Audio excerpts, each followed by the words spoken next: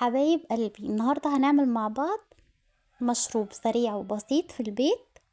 تعالوا بقى مع بعض نعمله. عندي ايس كريم كيمو كونو، عندي بسكوت بوريو، وعندي نسكافيه بلاك. عايزة اقول لكم المشروب ده جميل جدا وسريع جدا، وبتعمليه بسرعة وما بياخدش مني وقت. عندي الايس كريم هحطه في الخلاط.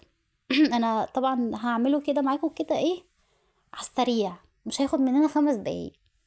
هحط الايس كريم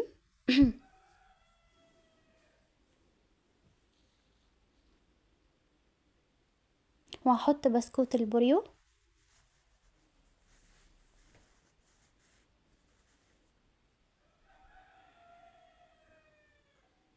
وهحط كوبايتين من الحليب، وهحاول ان انا اضربهم مع بعض في الخلاط. وهنا جيت لكم بعد ما ضربتهم مع بعض في الخلاط، هحط قطعتين من التلج في المج بتاعي، وهحط المشروب بتاعي.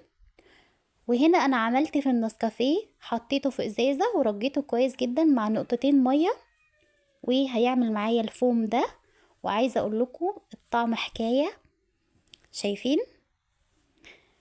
اتمنى يكون عجبكم، وما تنسوش تجربوه، واشوفكم في فيديو جديد ان شاء الله.